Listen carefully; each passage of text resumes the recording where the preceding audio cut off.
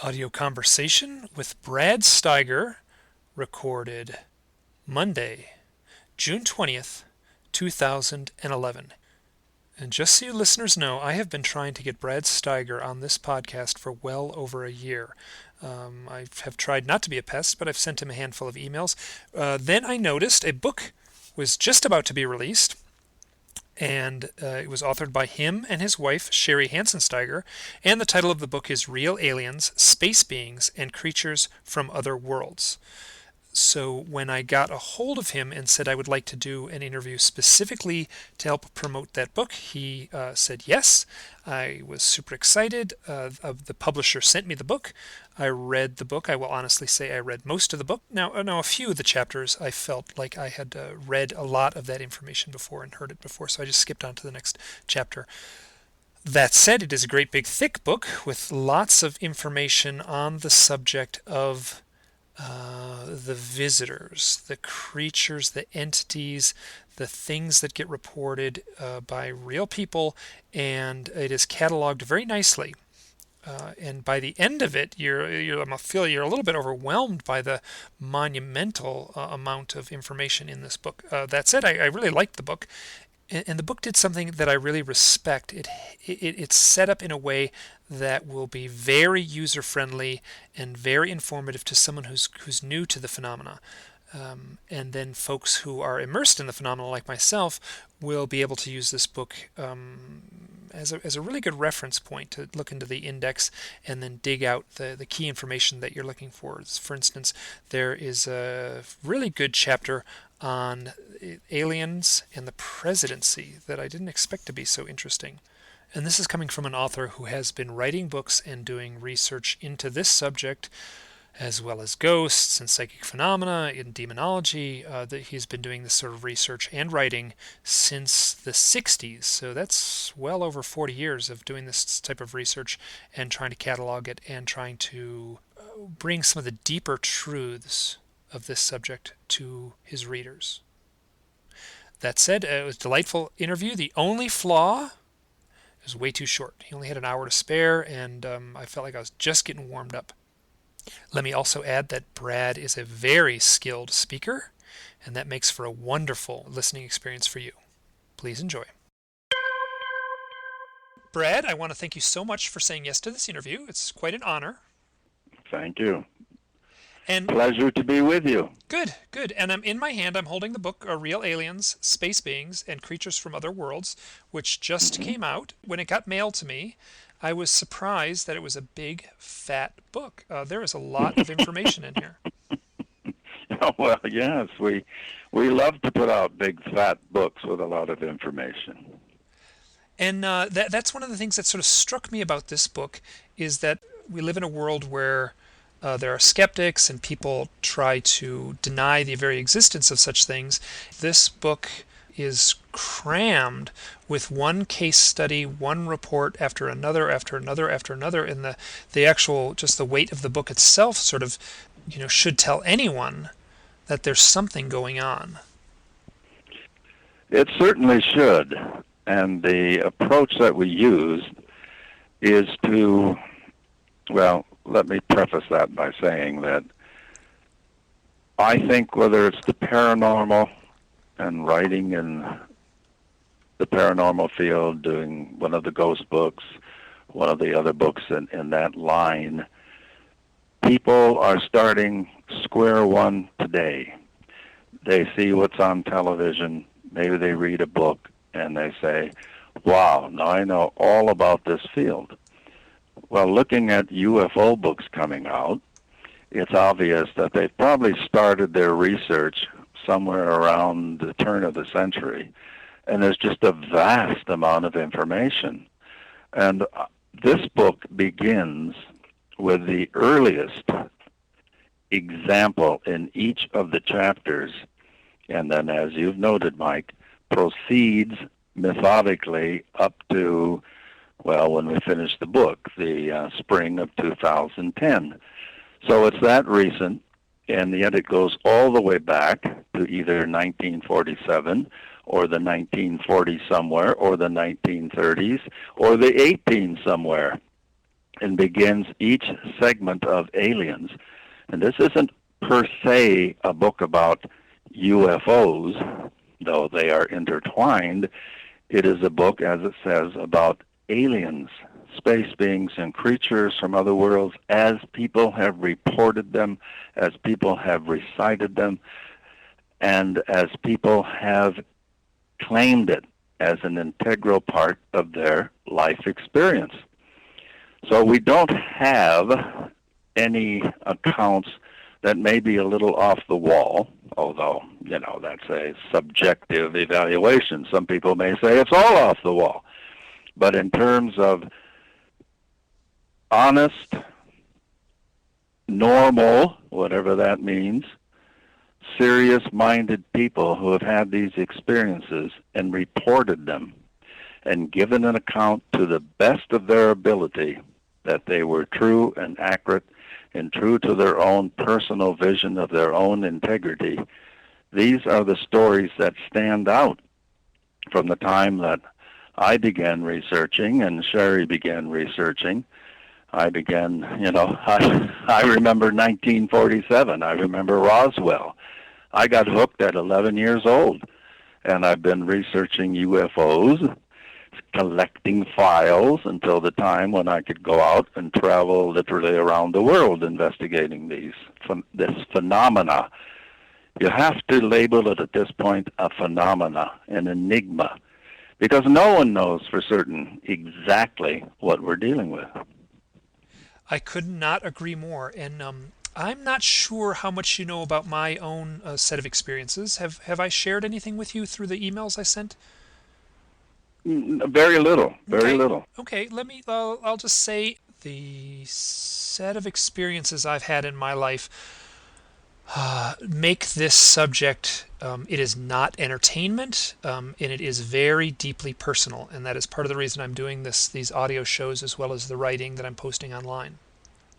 Mm-hmm. And if you want to ask me any questions, feel free to, but I will say that, because we have a limited amount of time and a great big book to try to talk about, I would love to just keep a focus on just 3 chapters, and those chapters would be the contactees, the abductees, and the star people. Okay. I suppose many people consider that might be my expertise in that after I wrote the first UFO book, my first UFO book, Strangers from the Skies in 1966, that had the advantage of timing. UFOs had been pretty dead in the early 60s. And now another cycle was moving around, so that when my book came out, UFOs were in the news again. They were in the newspapers. People were talking about them. There weren't talk shows, more than a handful, that would deal with any subject like this. But the book came out just when the great Michigan sightings were taking place, and that's where Dr. Hynek was quoted as saying, well, it's swamp gas, which he was told to do by the Air Force. And the book took off. It became a paperback bestseller in 2 weeks. I received then, from that time on, an extraordinary amount of mail from people who claimed UFO contact with UFO entities. Now, I knew all about, of course, the early contactees. And some of their claims were quite elaborately woven fantasies, so they seemed. Others seemed to be kind of expressions of religious experience. But now these were people claiming interaction with intelligences from whatever we called them flying saucers in the 60s. Now it's UFOs. But the interesting thing is this is before internet. This is before a great deal of television and programs and movies and so forth. This is before E.T. This is before Close Encounters. This is before the 1,000 talk shows and groups that there are now. And I would travel around the country. I would talk to a woman in Ohio. This is Mike chiming in during the editing process. I apologize. During the recording, Skype created some static for just maybe 10 seconds or so, and Brad was sharing an experience where he was talking with a woman in Canada and comparing that to a woman in Ohio. They both shared almost identical experiences, and that just proved to him that something very curious was going on. Sorry about all this. We'll pick up right here where the audio gets clear again. They did not know each other. This was a material that was not available in the press. So I had to ask myself, what line of communication is being established here? It's certainly not an orthodox one. And from that time on until, well, I tried to cover a broad base, but I really was intrigued by the contactee, and I've written a number of books strictly on that, such as Revelation of the Divine Fire, which is both the contactee throughout all the centuries, because I think it's the same phenomena.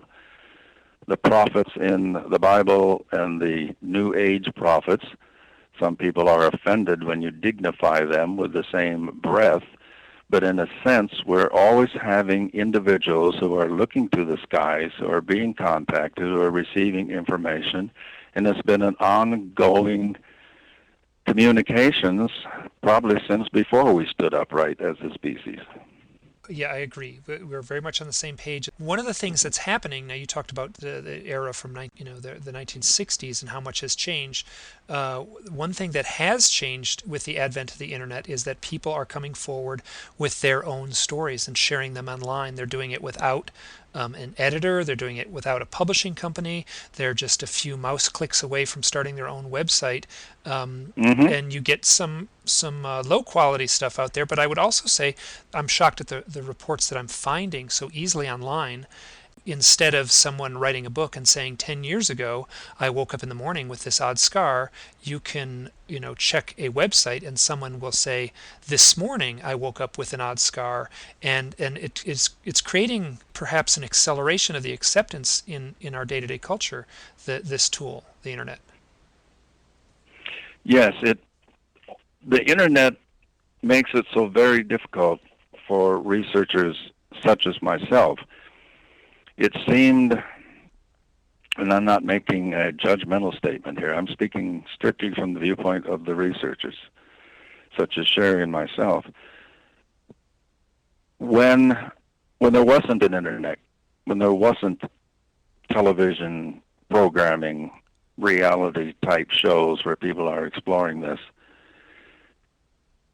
now you have to ask how much individuals are being influenced by others, how many wannabes there are, how many want to have that experience, and their imagination takes over. In a sense, it has become much more difficult to research the purity of the experience. Now, as far as acceptance and public acceptance, I mean, I couldn't go on a radio program in the 60s without the man, then it was always a man, he was almost always saying, just before we went on the air, and of course in those days we didn't do it as we're doing it by a phone. You had to go to the studio just before we're going on, and I'm already tired from the trip there, saying, boy, Steiger, I'm going to rip you apart, this nonsense. And I just say, go for it, I'm presenting, I'm not a missionary, I'm presenting research. Whether you accept it or not is completely up to you. I have no invested interest in whether, I'm not trying to convert anyone, and I never have, simply present the material. This is for individual evaluation. So it's a mixed blessing now. People are accepting it more. People have the wonderful aspect of the internet where they can exchange their ideas instantly. But from a research standpoint, it does make it a little difficult to sift the wheat from the shaft. Do you understand what I'm saying? Not trying to offend anyone. Oh, I agree completely. There is, and I'll say it straight up, there is some crappy stuff out there that I find very, very hard to believe. At the same time, and I'll just use myself as an example, the act of coming forward with my own personal stories has been incredibly rewarding. What happens to me is that, then people will respond, and I will get very, very heartfelt letters Hmm. directed to me Hmm. that I did not expect when I entered this realm. And Oh, and I'll pick up on that, Mike. I mean, it's the same with us. We just receive an enormous amount of email from people who have no reason to share these experiences other than they're saying, I found someone who might listen to me. I found someone who might, quote unquote, believe in my story, or at least accept it without laughing. So from that aspect, I say it is a double-edged sword, because you have so many people, earnest, sincere people, now sending their emails. We don't have to go and travel around the world anymore, because the emails are available, and they come in from every country sharing their experiences. I only raised the point that, it does become more difficult in kind of sifting through and saying, well, that was just on such and such a program last week, and this seems a little like it's a variation on so-and-so's theme. But then, in a sense, the researchers always had to do that. I mean, that's the challenge of research, is trying to differentiate between the fantasy-prone individual and the person who had a genuine experience. By the same token, we know, and we've discounted decades ago, the canard that it's only people of low intelligence who have these sightings. It's only the fantasy-prone who have these sightings, because academics have studied UFO contactees, UFO abductees, and they have announced their findings that these are not people of lower intelligence. If anything, they are people of higher intelligence. These are not fantasy-prone individuals. If anything, these individuals who had these experiences were very matter-of-fact and very objective rationalists before they had the experience. and that has been my what I've and I it's very interesting. I'm very it's hard for me to call myself a researcher. I don't know what I am. It feels like someone asked me that one time and said, "Oh, what do you do?" And I'm like, "Well, I guess I'm doing research." And I was at a conference, and that was my reply when, standing there Mm-hmm. in line for the drinking fountain, and struck up a conversation. And when he heard I was doing research, he was like, "Oh, what are you researching?" And then I had to think. I was like, "Oh gosh, what am I researching?" And the answer was, I guess I'm researching myself. That's And a good answer, though. it is, but I think, it makes it's very how to say it, when you're researching yourself, it comes out like I am not objective. I obviously am objective to a yeah, point, I and, know, and, I and I know. am skeptical. I am skeptical of a lot of this, and the one thing that I'm most skeptical of is my own set of memories. So, Mm-hmm. Mm-hmm. hey, here, Well, that's good. I think so. I mean, I don't know any other way to proceed. So yeah, it seems good. There's a couple. Do you have a good term for someone who claims the UFO contact experience? I mean, there's the term contactee, there's the term abductee, there's the term experiencer. Mm-hmm. Mm-hmm. We freely use them interchangeably, because you have to use the term that most people understand.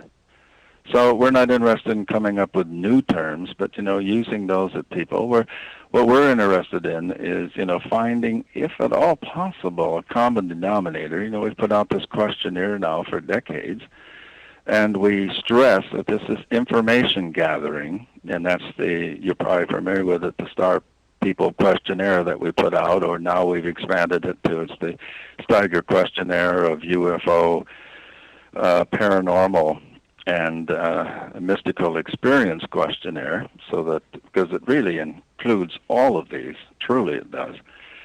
And that's been going out now since the 60s, since 1967. So we're acquiring a lot of data, but people sometimes send in their questionnaire and they're expecting a grade. Am I a contactee? Am I an abductee? Am I a star person? That's not the purpose. And we explain, and most people understand that we're gathering data, trying to find some commonality. And we do find commonalities, but what they mean, we're not certain at this point. So we're still very much collecting data. Hey, oh, I just have to ask, can you give me an example, something that struck you as interesting in these commonalities? Well, the commonalities for example, the star people, and these are only generalities now, but we have found that in a large number, the overwhelming number of cases, that the first contact occurs when they're maybe very young, probably 5, 6 years old. Then there seems to be what we would call an activating incident that occurs around 11, when they actually feel they've come in contact with an angel, a fairy, an elf, a euphanaut from another world, a mystical being, or a religious figure that says they have something important to do. And then probably around in their late teens, there's a very dramatic incident, such as, it can be, somewhere along the line then, and maybe it's right around that 11, 12, 13, there's either an accident, a sickness that causes them to withdraw for a while, divorce of their parents, something then that causes them for a time to withdraw and begin to utilize kind of their inner ability. I hesitate to call psychic ability, but their inner resources. And then, of course, we have several other things in the list which we've noticed lower than normal blood pressure for some people. There are sometimes unusual, or I shouldn't say unusual because anomalies implies, but anomalous, it's really tough, Mike, because we're really gathering data. Whenever I announce certain things, then I'm in danger of getting feedback of people they're certain to check certain things. So you understand the difficulty of speaking about this. We don't want to influence, the research that we're getting, but we do have in the book, we have the analysis of the questionnaires that we have put together for these many decades now. The analysis of the present, if we can't even call it analysis, let's say a progress report of the percentages of the various anomalies and individual experiences is in the Real Aliens, and we also have it on our website, www.bradandsherry.com, for people to, and that's where they can find the questionnaire and they can fill it out and send it to us. Just so you know, I did fill out one of those questionnaires a while back, and so I don't know quite what to make of it. As far as my own set of experiences, it has been very confusing for me. The thing that I'm impressed with is that you're looking into how to say this. There are very dogmatic and seemingly open-minded, let me put it that way, researchers out there who would not entertain the star people concept at all. Some nuts and bolts crowd that would basically, would cringe at the thought of people saying that they were here for an important purpose, right, and that sense of mission. And that grew out of the study of the contactee, and also honesty. The questionnaire began from my psychical research, trying to devise a pattern profile of the people who claimed psychic ability. And then during hypnosis, in which, again, I was seeking evidence of reincarnation, past lives, and this is back in the 60s, people began talking about coming here as a being of light, coming here, seeing themselves being born, but knowing they came from elsewhere. And I thought, what in the world is going on here? And again, there weren't movies, there weren't television, the series that would inspire this. And that's when it began shifting over to examining what this phenomena is. And saying, quite frankly, is it because people recognize that And I suppose it's always doomsday for somebody. There'll always be the doomsday people. This is not doomsday. This is people who feel they've come here for a purpose. So I can't really see that there's anything wrong with feeling you have a purpose to do good on this planet. You have a mission to help people. You have a overall schemata in your life that you're going to try to help people wherever you can. And so many of these people from the very beginning were doctors and nurses, social workers. Nurses have always been kind of the leading percentage in this, and I find that very interesting. But it's the helpers. It's the helpers in our society. And about that same time, then I heard from an acquaintance who was a physicist at NASA, and he had begun doing research on that, finding the helpers in society. And of course, they are physicists, and they are military officers, and they are policemen. So all of these categories of the helpers in our society, teachers and preachers, the helpers have been the overwhelming number of people who have responded to this questionnaire. This is so fascinating. Now, the implication is that these star people, and I'll just use the term star people, that there could be many more of them walking among us right now without them even knowing it. Mm-hmm. Mm-hmm. One thing I want to qualify, and Mike, and this is where people at the very beginning got turned off.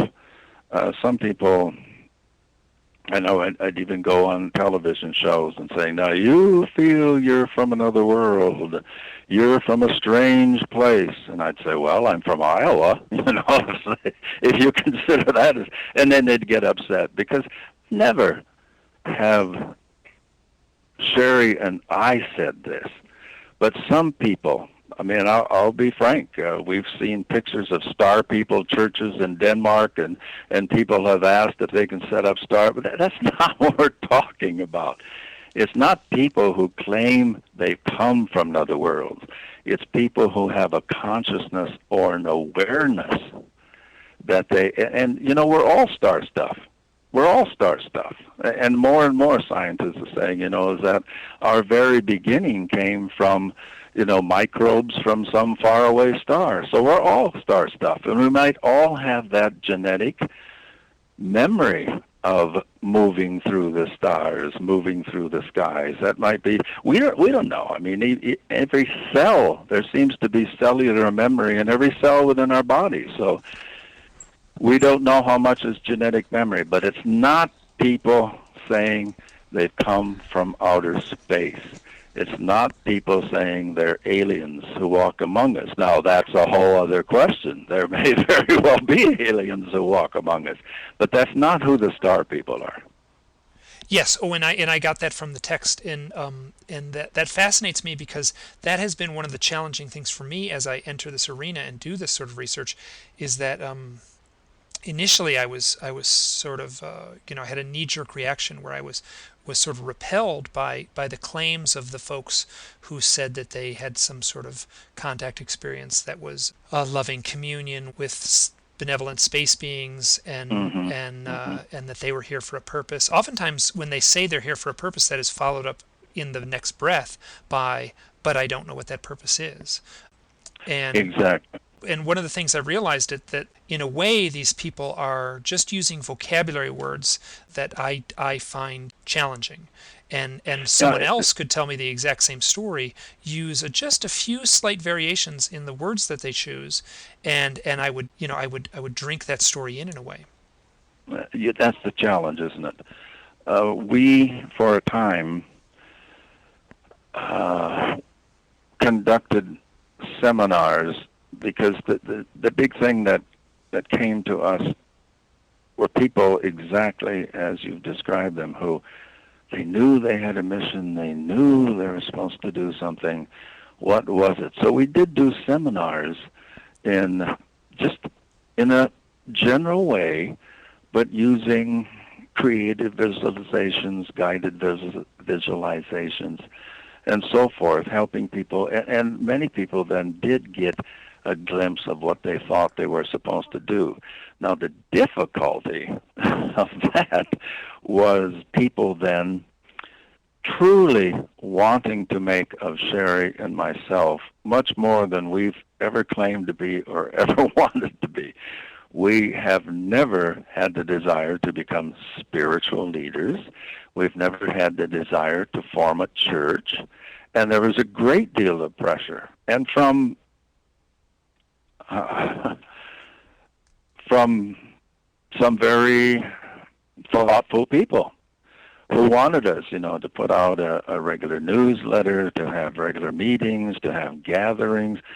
And we just saw this leading to a way, that we found dangerous. I mean, we don't want this. We never wanted to. We're researchers. We're researchers. We're not spiritual leaders, and that became the danger. So we've withdrawn from doing that type of public outreach at this point, and we're strictly limiting it to research aspect and declaring once again that is our primum mobilium. We are researchers, and we have information that we share. It's exciting to us. It's meaningful to us. It's purposeful to us, and we hope others will find it to be likewise helpful.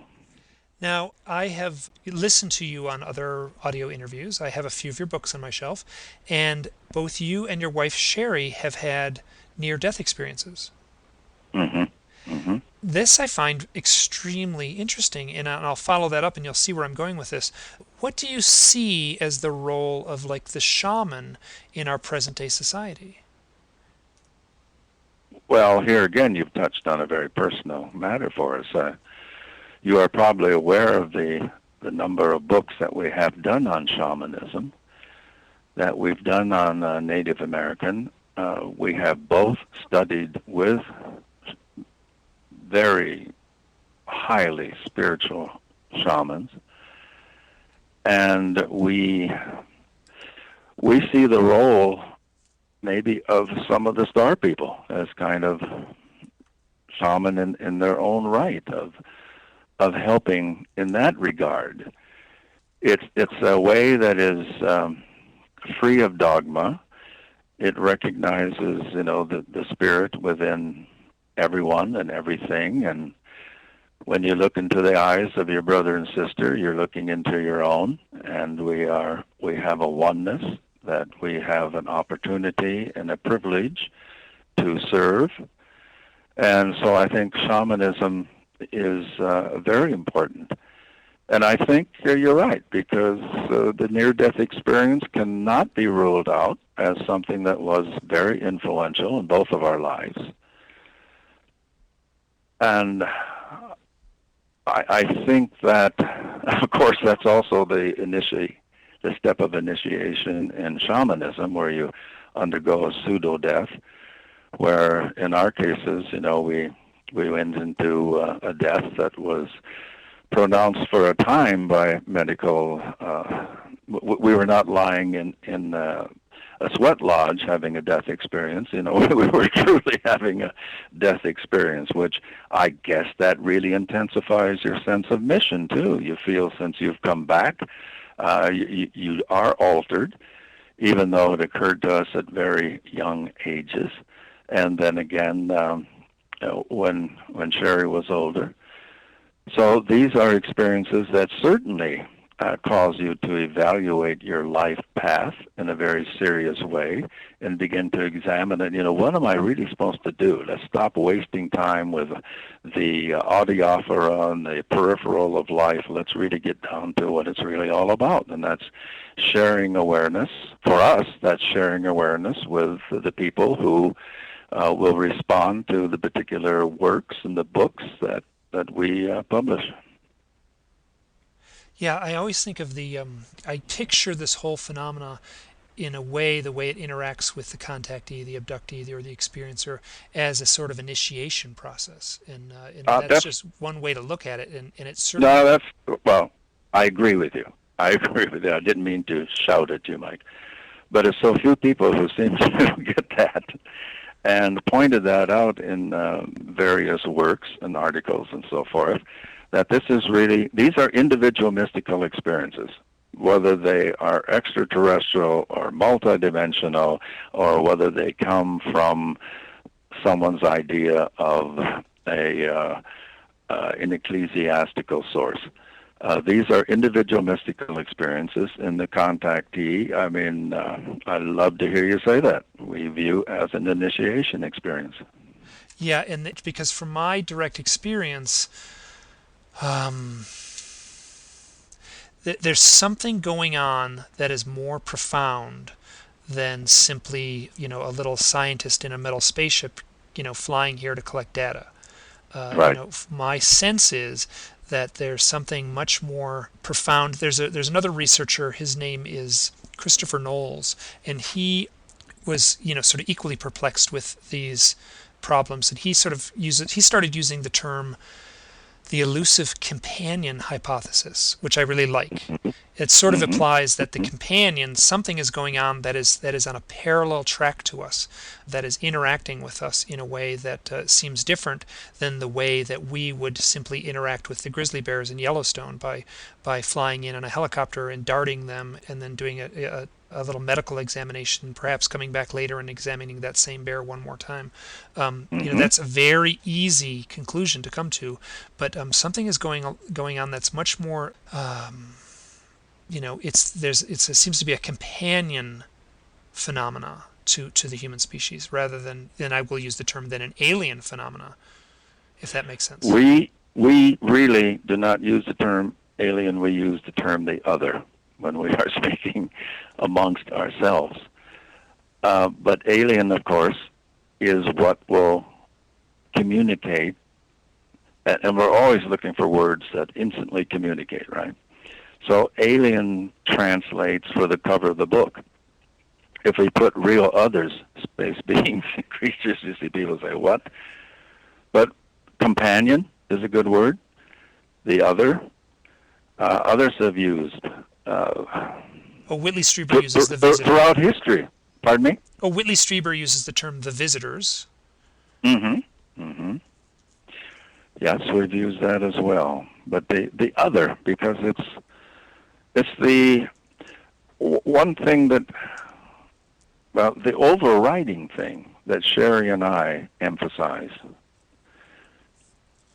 is that this phenomenon, whatever it truly is, shrouded in mystery at this time, but it influences every one of us in every aspect of our lives. Now that upsets people, some people, that blows other people away, because they're saying, no, this is something, it doesn't involve me.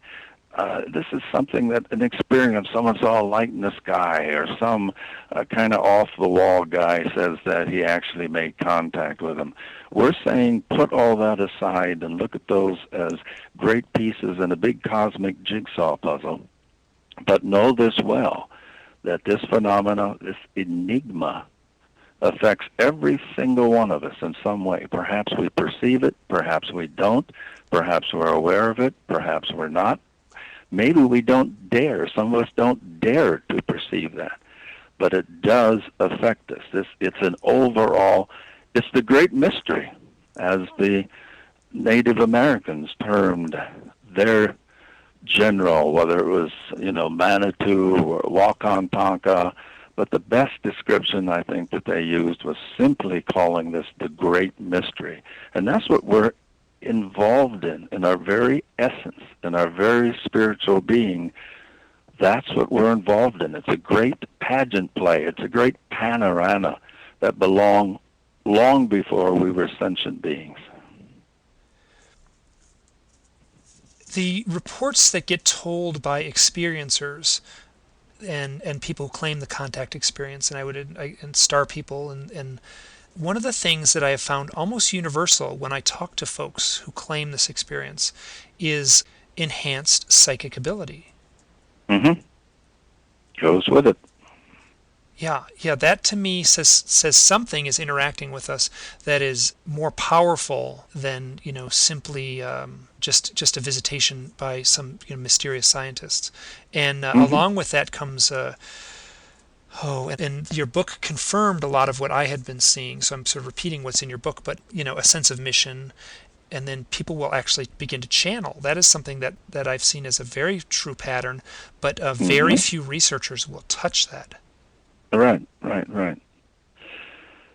We have in the book one of the case studies is of Janet Russell, who is one of the most accurate psychics. I have been privileged when I began working in the paranormal field of having examined and spent time with some of the greatest mediums, physical mediums of the last generation. They've all gone now with few exceptions. But the new people who have emerged from UFO contact experiences, whatever they were, she was a young mother. She was she had a mail route in New York on Long Island. So she was a postal worker, a young mother, and it was time for her to go to her doctor for a checkup before the birth, and it took her a missing hour. Where did she go? What happened to her? Well, it must be the time, but she saw everything, and the doctor, luckily, big city, the clinic stayed open a little later than maybe some of us who live in smaller areas.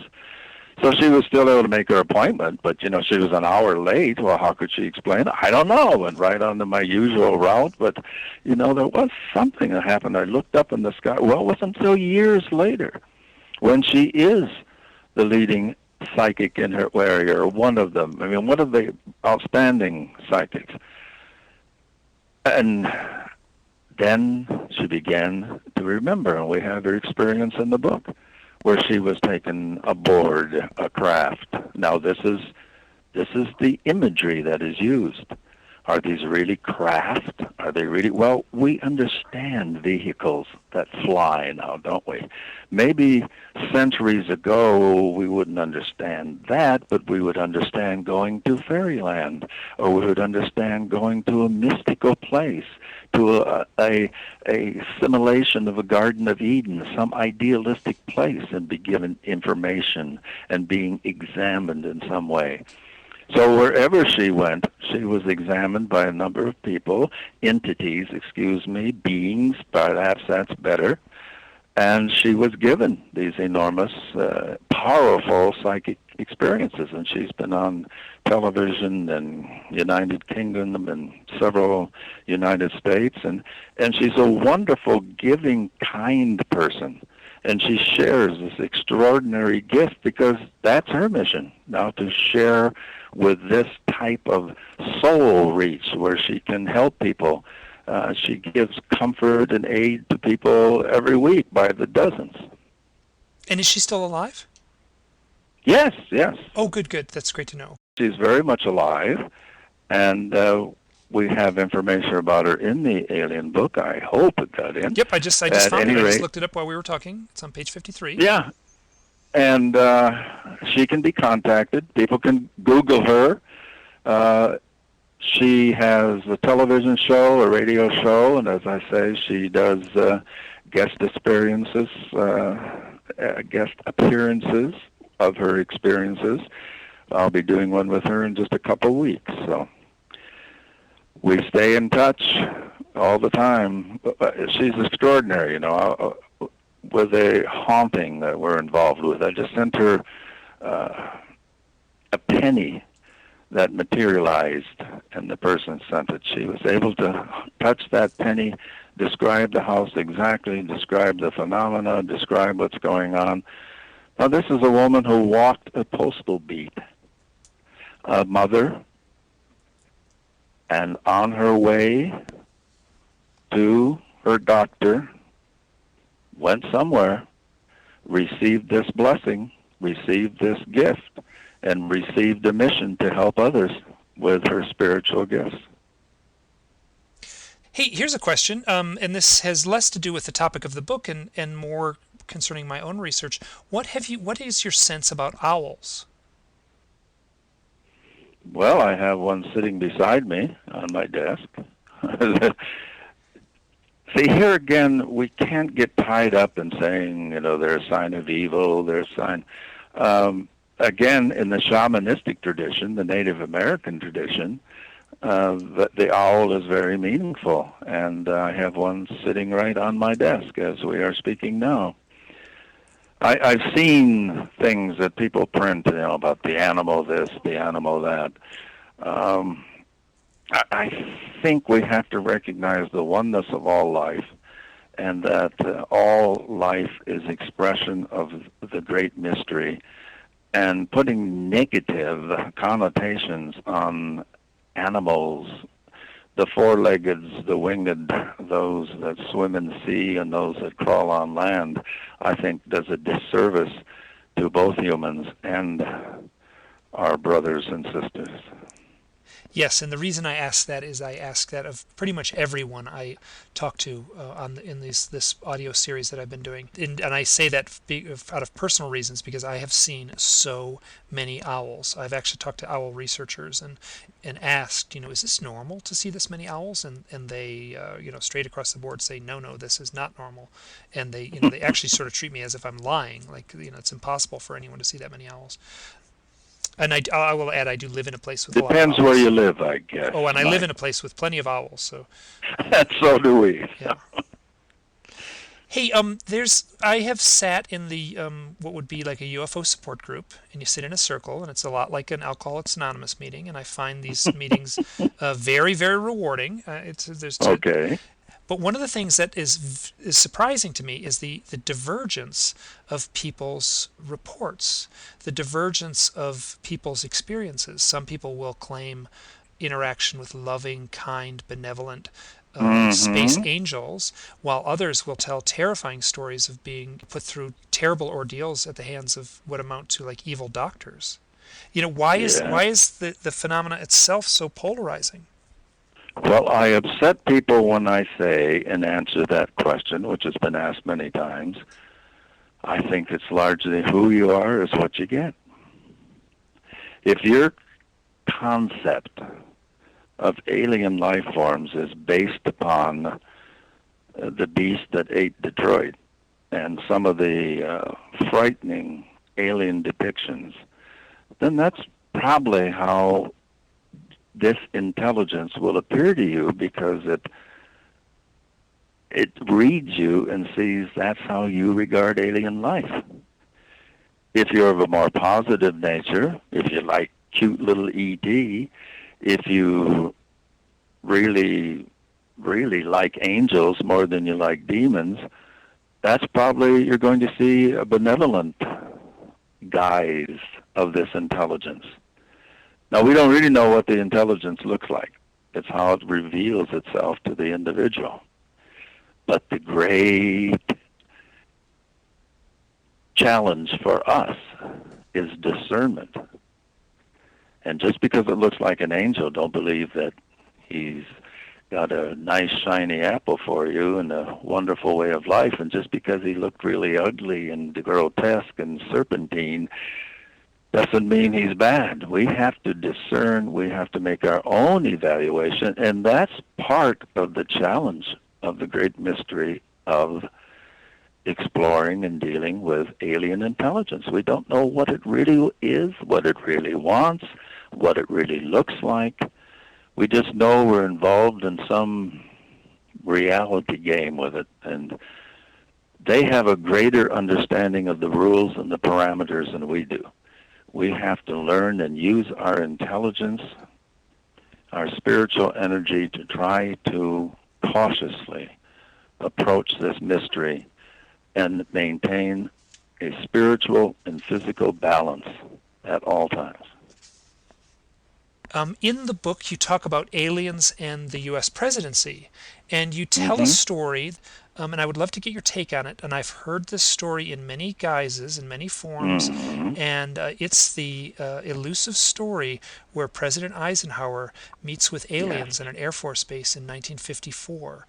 And part of the reason I want to get your take on it is because within the community of people who do the UFO research, there are some people who will talk about that story as Mm-hmm. just, accepted fact. And Right. I find it a very interesting story, and I Mm-hmm. find it very entertaining when people, write about it and talk about it.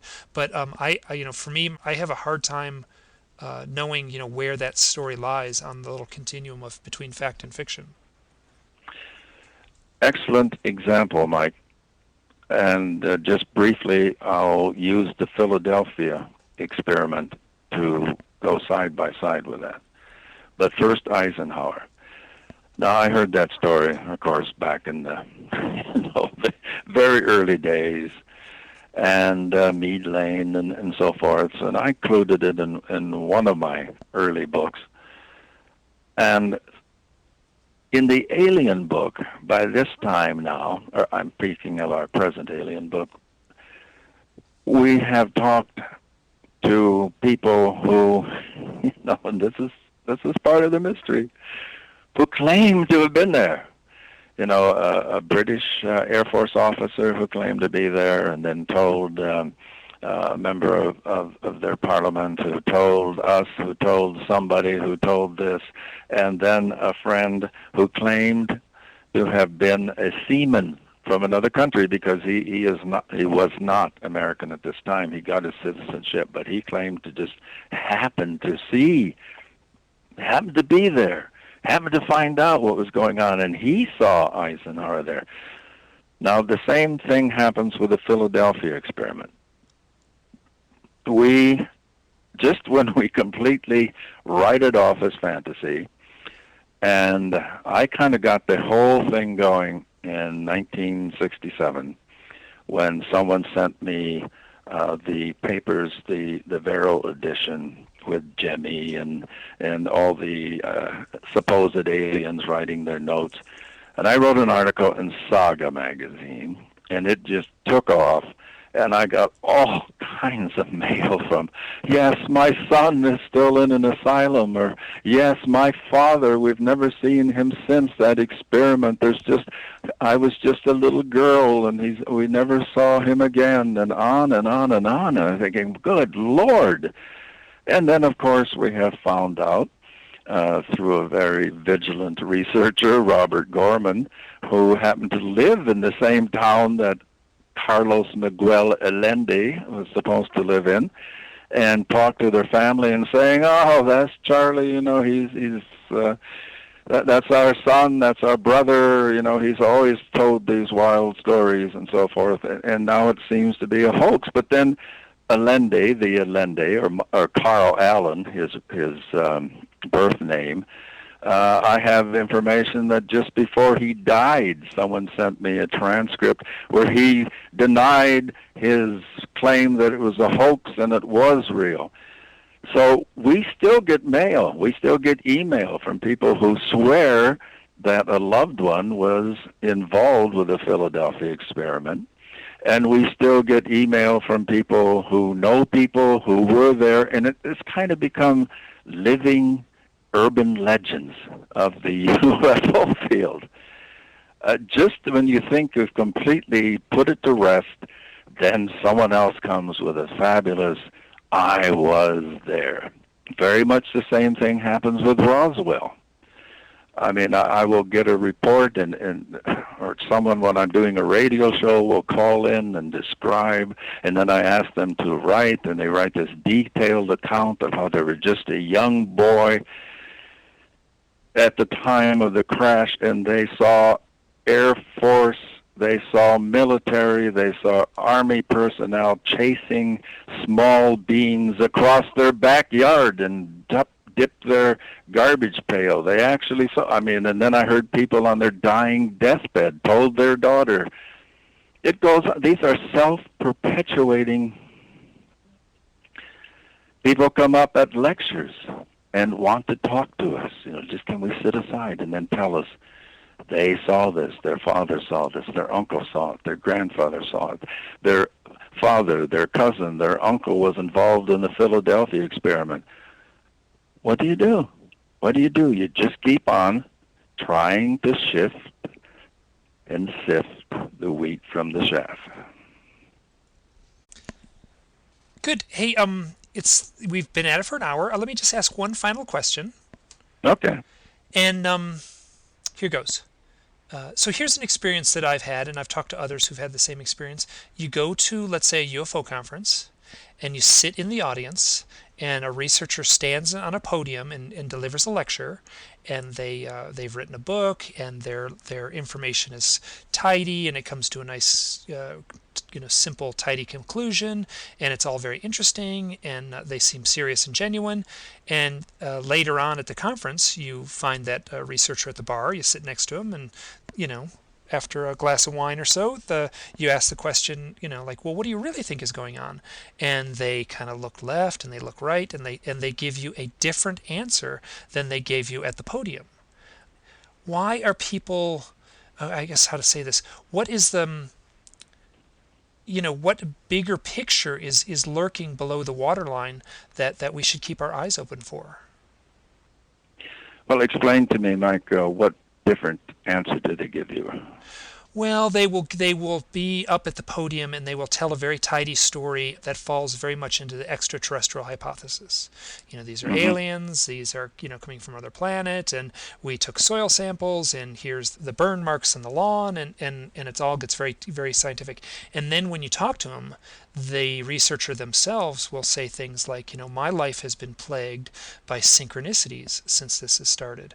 Or they'll say, the piece of data that I left out is when the person who had the flying saucer land in their backyard, for the next year, their house was plagued by poltergeist experiences. That type of information seems to be, they seem to be too shy to add that to the data pool. Yeah. Now, isn't it interesting that that's the very subject matter that I focused on since the 60s? I have focused on that aspect of the phenomena. And as you said earlier, some people don't like it. They don't want to involve this. See, I said after I said the book came out, I'm traveling all over. I go here, I go there, I go every state, most of the Canadian provinces. I'm hearing these stories, but always there's that. And then, what happened in my house? It just, for weeks, doors opening and closing, voices talking, telephone. I even unplugged it and it still rang and there were voices. But people didn't want to talk about that. Now, I had come from the field of psychical research. And I thought, good Lord, the UFO field, it's really all the same. It's really just an extension. This is a great mystery.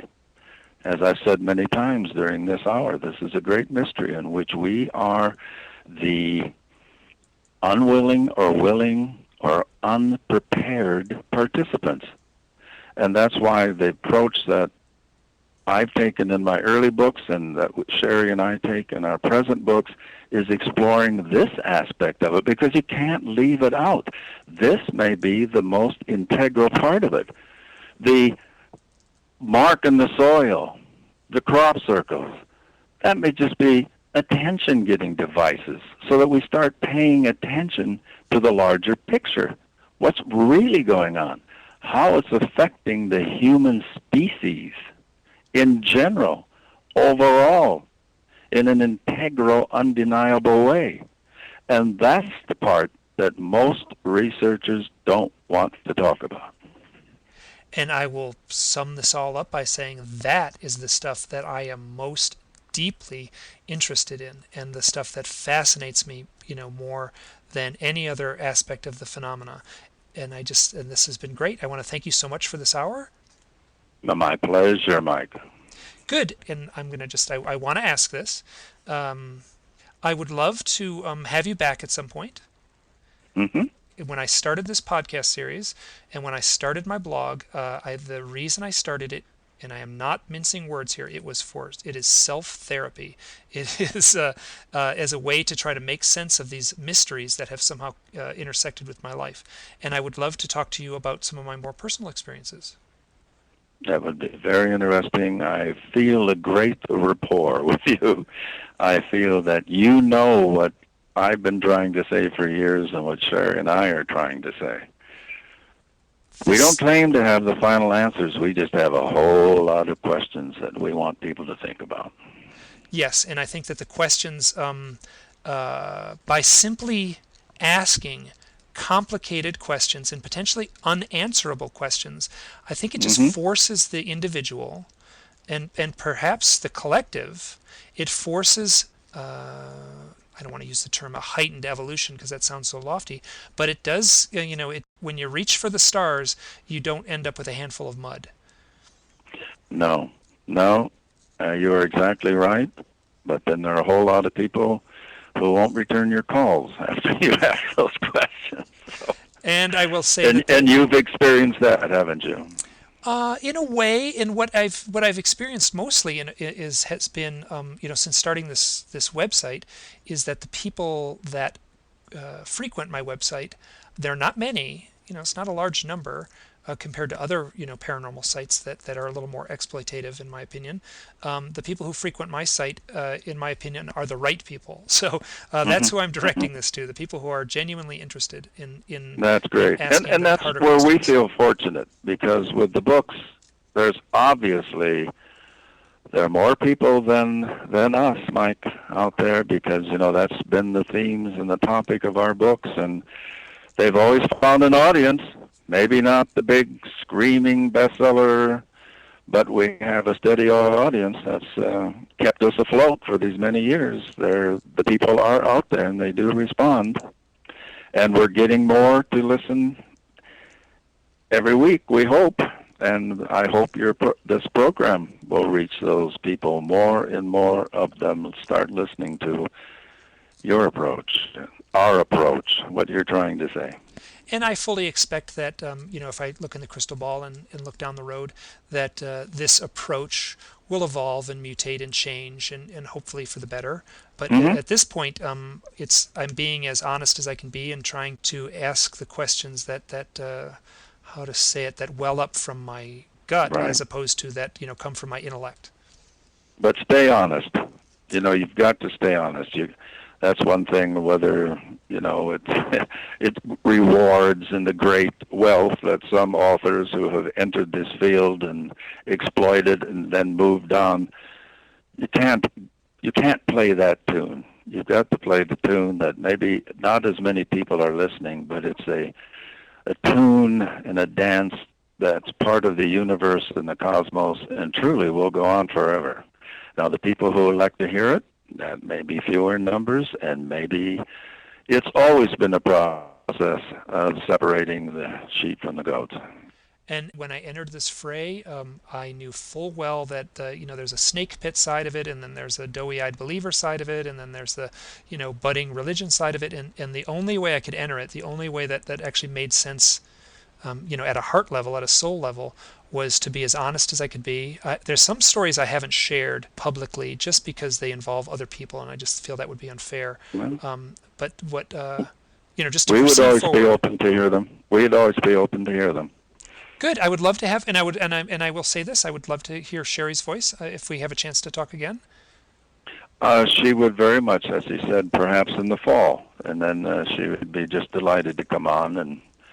And I know with your energy and your honesty of purpose, I know she would find a very enjoyable program to participate in. Wonderful. And just so you know, on the program notes that accompany this podcast, this thing, I will include all the information as far as ordering the book. And once again, I just want to say there's a book just out, just recently published, called Real Aliens, Space Beings, and Creatures from Another World by Brad Steiger and Sherry Hansen Steiger. And I'm going to say this one more time. It is a great big, thick book, 370 pages, and it covers a lot. And for me, someone who's very much immersed in this subject, much of the information I had heard before, though it's very, very nicely cataloged here, and this would be an excellent book to hand someone who was trying to make sense of this elusive phenomenon. Very good. Very good. Thank you so much. Well, take care, and we'll talk in the future. Very good. Thank you so much. Take care. Bye now. Bye. Oh, that was great.